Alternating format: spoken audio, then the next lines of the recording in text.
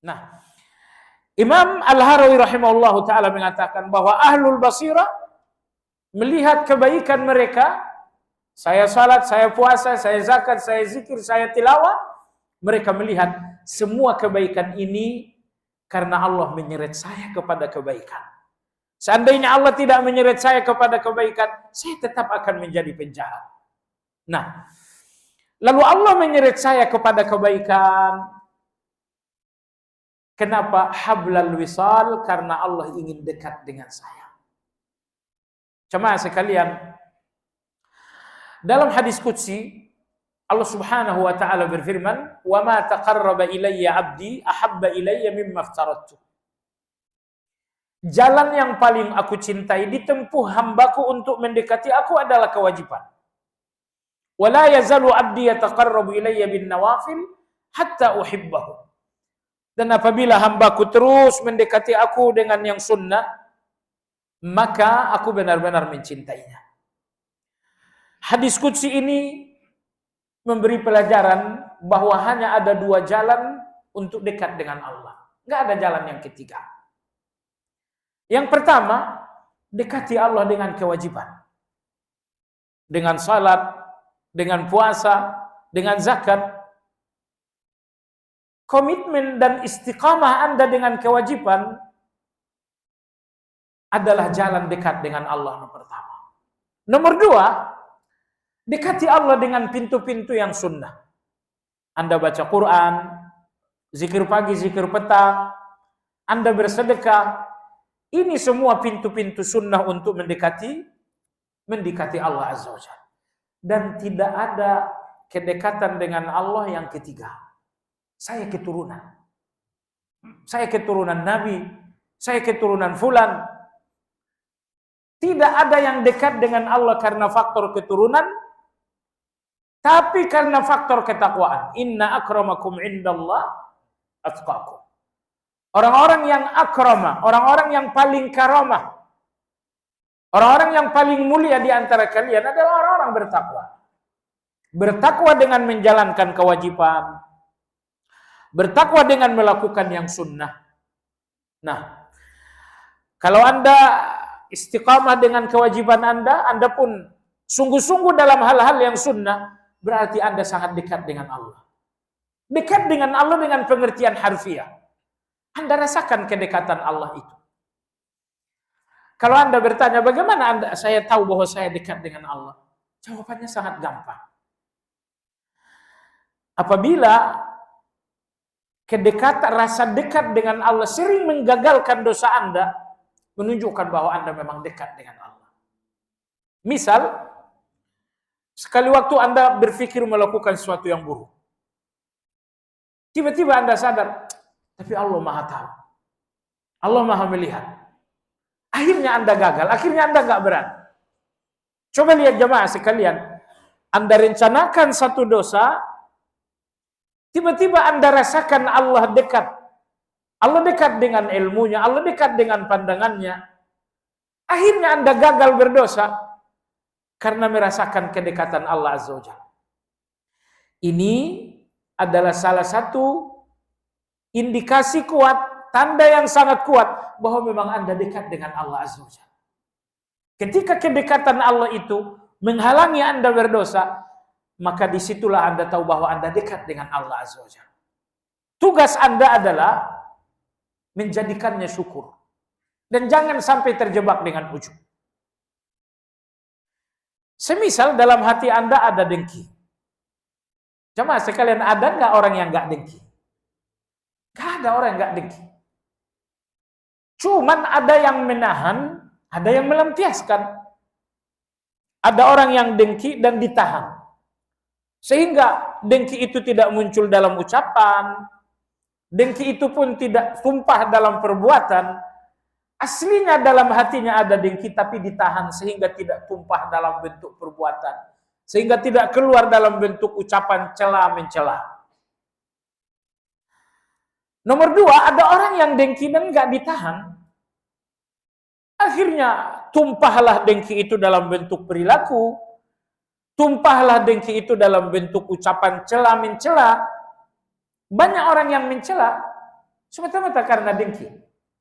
Dan Anda jangan lihat orang lain, lihat diri sendiri saja. Oh, pantasan pulan. Anda ngaji buat diri Anda, bukan? Jadi jangan ngaji untuk menghakimi orang lain.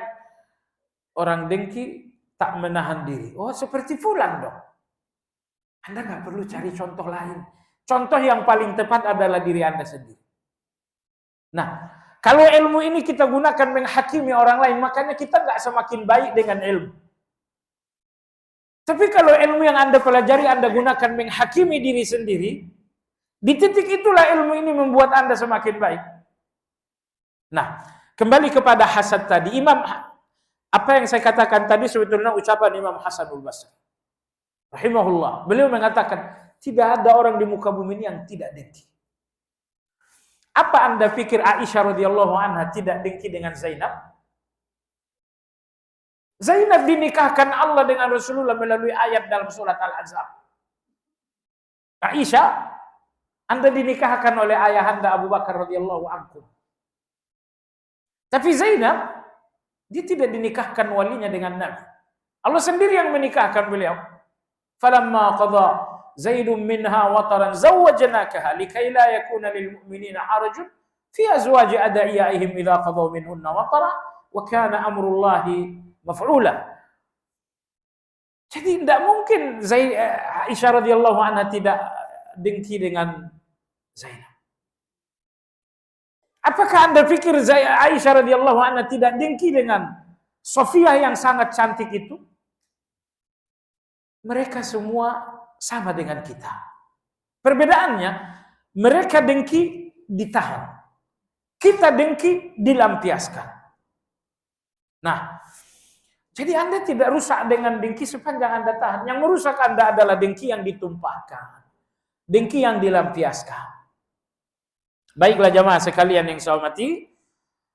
Jadi oleh sebab itu, setiap kebaikan-kebaikan, ketaatan-ketaatan, ketakwaan-ketakwaan Anda, lihatlah bahwa Allah yang menyeret Anda kepada itu semua. Allah yang menyeret saya kepada salat, Allah yang menyeret saya kepada zikir, Allah yang menyeret saya kepada tilawah. Semua kebaikan Anda, lihat Allah yang mengantarkan Anda pada kebaikan. Dan yang kedua, Allah seret Anda kepada kebaikan hablal wisal agar Anda selalu dekat dengan Allah Azza wa Jalla.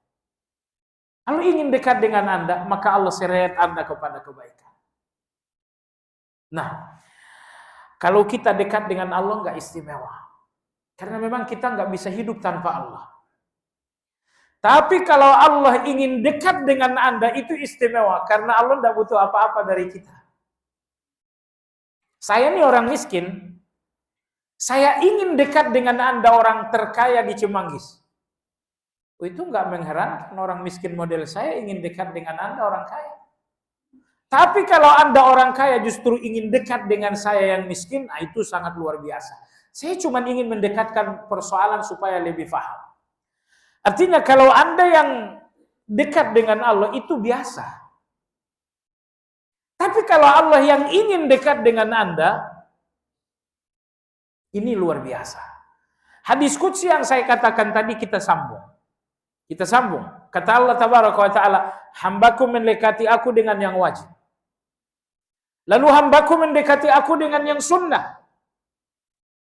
Apabila hambaku mendekati aku dengan wajib dan sunnah, maka aku akan menjadi pandangannya untuk melihat. Aku akan menjadi pendengarannya untuk mendengar. Aku akan menjadi tangannya untuk menggenggam. Aku akan menjadi kakinya untuk berjalan. Awalnya Anda mendekat, lalu kemudian Allah memberi. Anda dekati Allah dengan wajib dan sunnah, lalu Allah katakan, baiklah, aku menjadi pandanganmu saat melihat. Aku menjadi pendengaranmu saat mendengar dan selanjutnya. Subhanallah, luar biasa banget. Allah berikan dirinya untuk Anda. Ini hadis luar biasa. Allah enggak mengatakan, kalian lakukan wajib, kalian lakukan sunnah, aku berikan kalian uang. Itu nikmat rendah. Tapi Allah memberikan dirinya untuk Anda. Kalian lakukan wajib, kalian lakukan sunnah, maka akulah pandangan kalian. Akulah pendengaran kalian. Akulah tangan kalian. Akulah kaki kalian. Allah menggunakan bahasa seolah-olah menyerahkan dirinya untuk Anda karena Anda telah mendekatkan diri kepada Allah. Tentu saja maksud hadis tersebut Allah berikan Anda hidayah. Allah berikan hidayah dalam pandangan Anda sehingga Anda tidak memandang kecuali karena Allah. Allah berikan hidayah dalam pendengaran sehingga Anda tidak mendengar kecuali karena Allah. Allah berikan Anda hidayah dalam gerak tangan sehingga tangan ini tidak bergerak kecuali karena Allah. Allah berikan hidayah di kaki Anda sehingga kaki ini tidak berjalan kecuali untuk Allah Subhanahu wa taala. Maksud hadis seperti itu.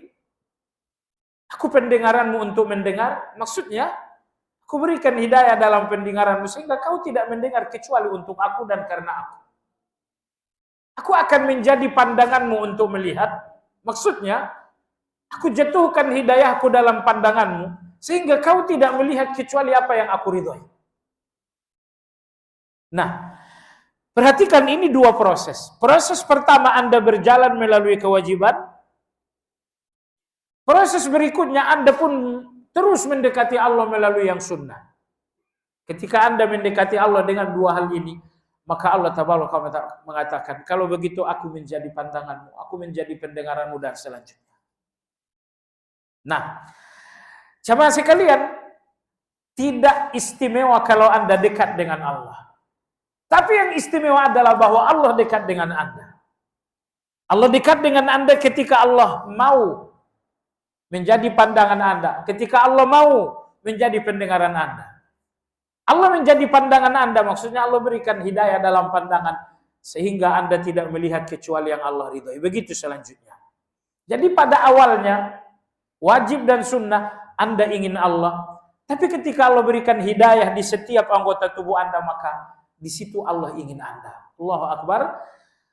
Begitu Anda dekat dengan Allah, dengan yang wajib dan yang sunnah, maka Allah membalut seluruh tubuh Anda dengan hidayah. Mata Anda hidayah, telinga Anda hidayah, tangan Anda hidayah, kaki Anda hidayah, apalagi pikiran dan hati Anda. Allah membalut Anda dengan hidayah. Dan kalau Allah telah membalut Anda dengan hidayah, mungkinkah Anda akan tersesat? Mungkin tersesat jamaah sekalian. Nah, ini kata Imam Al-Harawi seperti itu, bahwa di setiap kebaikan, di setiap ketaatan, berarti Allah yang menyeretmu karena Allah ingin dekat denganmu.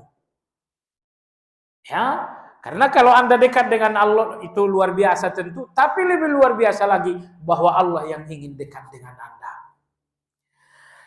Dalam hadis qudsi lain Allah berfirman, "Man atani yamshi, ataituhu harwala." Siapa yang datang kepada aku berjalan, aku akan datang kepadanya dengan berlari.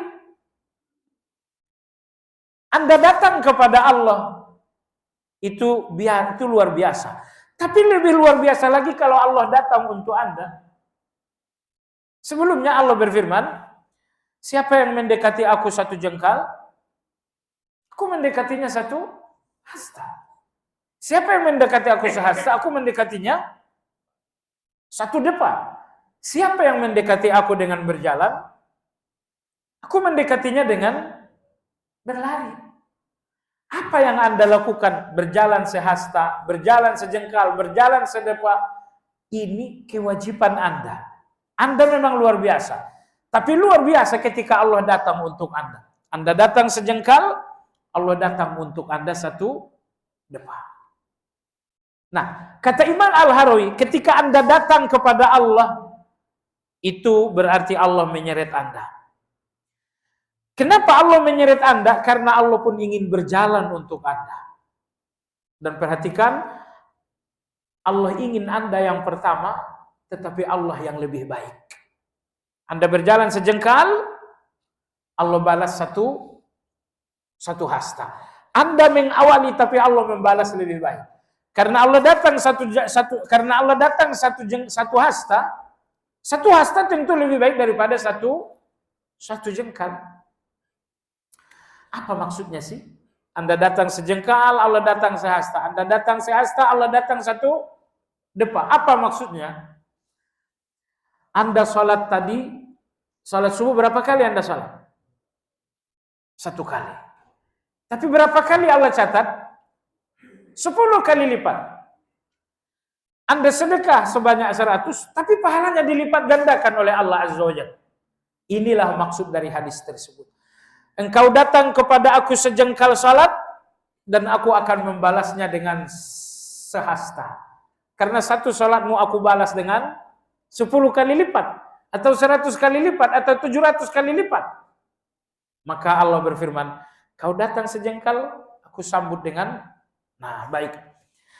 Demikian kajian kita pagi ini, mudah-mudahan bermanfaat. Masih ada satu pertemuan lagi tentang basirah, mudah-mudahan tidak bosan.